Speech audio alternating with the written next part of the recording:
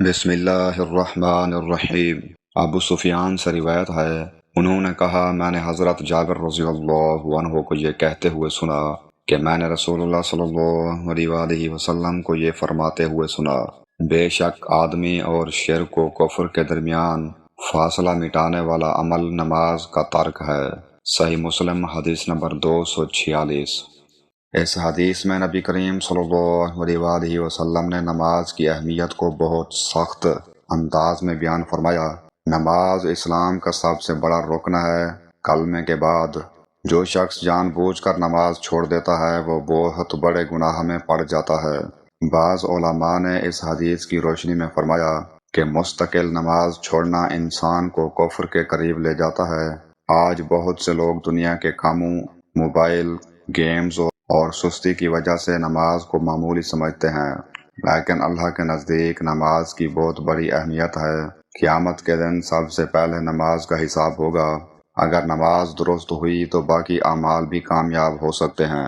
نبی صلی اللہ علیہ وآلہ وسلم نے ہمیں یہ پیغام دیا کہ نماز صرف عبادت نہیں بلکہ جنت کی کنجی ہے۔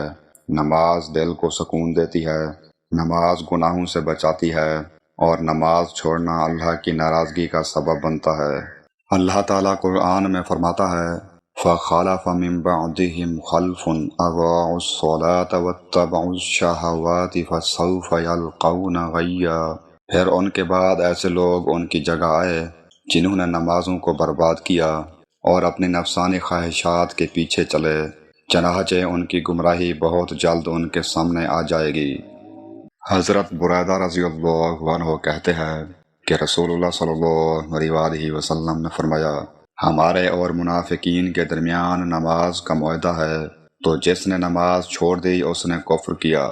جامع ترمذی حدیث نمبر 2621۔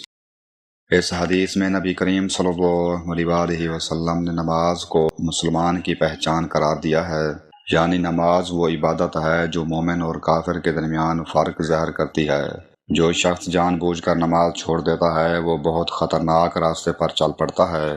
آج شیطان انسان کو یہی سمجھاتا ہے کہ بعد میں نماز پڑھ لوں گا، ابھی عمر ہی کیا ہے، اللہ معاف کر دے گا، لیکن حقیقت یہ ہے کہ موت کسی بھی وقت آ سکتی ہے اور سب سے پہلے نماز کا حساب ہوگا۔ دنیا کا ہر کام دوبارہ مل سکتا ہے، لیکن قضا ہوئی نماز کا وقت واپس نہیں آتا۔